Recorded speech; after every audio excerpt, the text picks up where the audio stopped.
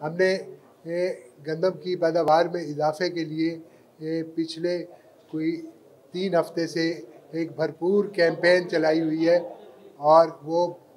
Campaign आप तमाम दोस्त प्रेस में और मीडिया में कवर भी करते रहे। उस सिलसिले में आपको याद होगा कि मुल्तान एग्रीकल्चर यूनिवर्सिटी में भी हमने एक बहुत बड़ा किसान कन्वेंशन किया था और वहाँ पे गंदम की सोइंग का भी हमने एहतमाम किया था। गंदम चूँकि हमारी खुराक की 75% हिस्सा होती है, जो भी खुराक हम खाते हैं हमारे मुल्क में खाई जाती है, उसमें से 72% खुराक जो है वो गंदम होती है और बाकी जो मुख्तलिफ ग़िज़ाई अज़ा जो हम खाते हैं वो तकरीबन 18% तक ही मौजूद होते हैं। इसलिए हम गंदम को एक स्ट्रेटेजिक क्रॉप कहते हैं और इसीलिए हमें कोशिश करनी पड़ती है कि गंदम में और इसकी पैदावार में मुसलसल इजाफ़ा होता रहे। और इस साल हम चाह रहे हैं कि पिछले साल हमने कोशिश करके 1.5 मन फ़ी एकड़ औसत पैदावार में इजाफ़ा किया था और इस साल हमारी कोशिश है कि 2 से 3 मन फ़ी एकड़ पैदावार में इजाफ़ा किया जाए। इस वक्त पाकिस्तान में फर्टिलाइज़र फैक्ट्रीज़ जो है वो फुल स्विंग पे चल रही हैं और हुकूमत भी यही चाहती है कि वो फर्टिलाइज़र फैक्ट्रीज़ जो है उनकी प्रोडक्शन में किसी किस्म का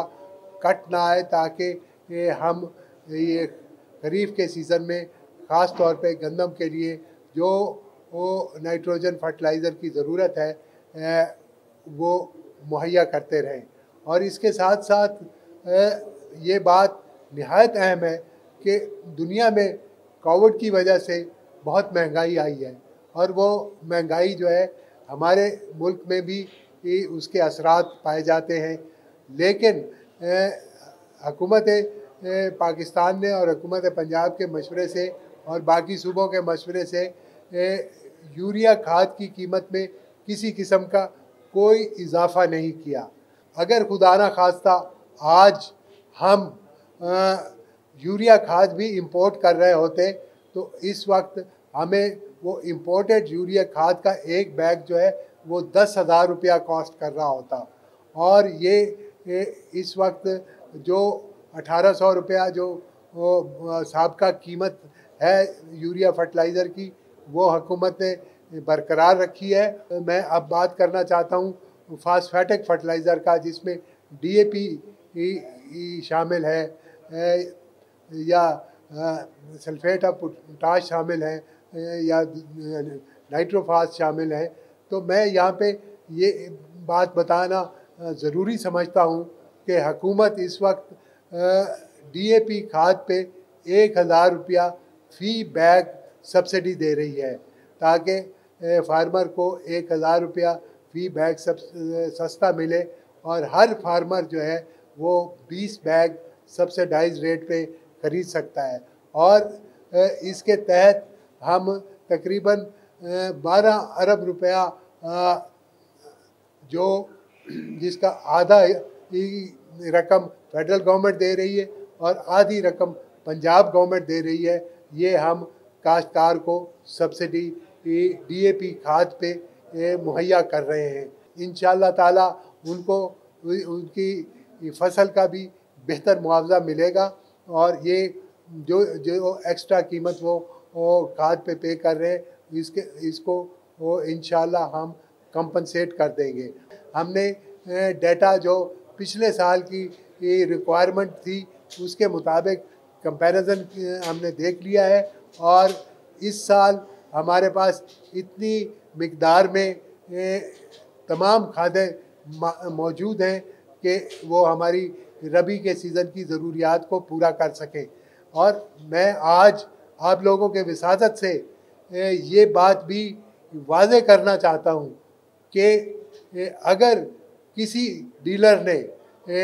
हमारे बहुत अच्छे बहुत नेक नाम डीलर भी हैं जो खाद के बिज़नेस में हैं, लेकिन कुछ डीलर्स ऐसे भी हैं जो वो नाजायज़ मुनाफाखोरी की तरफ कोशिश करते हैं या नाजायज़ मुनाफाखोरी की तरफ जाने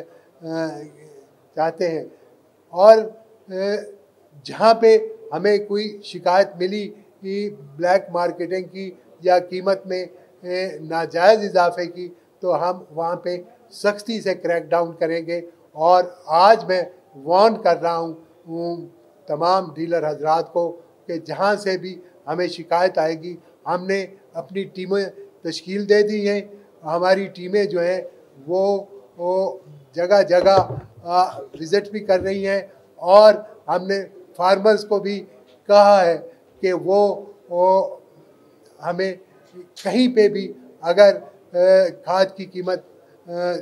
मुकर्ररा कीमत से ज़्यादा ली जा रही है तो उस पर हमें फौरी इतला दें, हम उस पर फ़ौरन कार्रवाई करेंगे। और इस पूरे सीज़न में हमने ना तो खाद की सप्लाई में कमी आने देनी है और ना ही कहीं पे ब्लैक मार्केटिंग होने देनी है। और इसके लिए हमने अपना एक वर्किंग प्लान बना लिया है और हमने पूरे ज़राई एग्रीकल्चर डिपार्टमेंट को अलर्ट कर दिया है और फार्मर्स के साथ भी हमने एक स्ट्रॉन्ग राब्ते का सिलसिला कायम कर लिया है ताकि कहीं पे भी हमें शिकायत मिले तो हम फौरी तौर पे एक्शन ले सकें। इसके अलावा जो हमने इस साल एक ख़ास काम किया है, हमने तमाम यूनिवर्सिटी स्टूडेंट्स को वो मोबिलाइज़ किया है। जो वो एग्रीकल्चर यूनिवर्सिटीज़ हमारी जो 3 हैं, मुल्तान, फैसलाबाद और रावलपिंडी में, उनके अलावा कुछ 2 और यूनिवर्सिटीज़ के साथ भी हमने कांटेक्ट किया है। हमने तालिब इल्मों को थोड़े से ब्रोशर दिए हैं, उनकी एक ब्रीफ ट्रेनिंग की है हमने ताकि वो अपने अपने इलाकों में, अपने अपने गांव में जाके वो गंदम की जो काश्त है उसमें अपने गांव के ज़मींदारों की रहनुमाई कर सकें और महकमा ज़राअत का पैगाम दे सकें, उनको बता सकें कि कौन कौन सी नई अक़साम हैं जो बेहतर पैदावार देती हैं, कौन सी खाद किस वक्त डालनी है और कौन सा बीज आप इस्तेमाल करें, कितने पानी दें। ये तमाम बातें जो है उन जो एग्रीकल्चर के स्टूडेंट्स हैं उनको हमने ब्रीफ कोर्स करा के उनको भी हमने फील्ड में भेज दिया है। और कल हमने ऑनलाइन तमाम यूनिवर्सिटीज़ के स्टूडेंट्स के साथ उसकी लॉन्च का ऐलान किया था। अगर आपके इल्म में है कि कहीं पे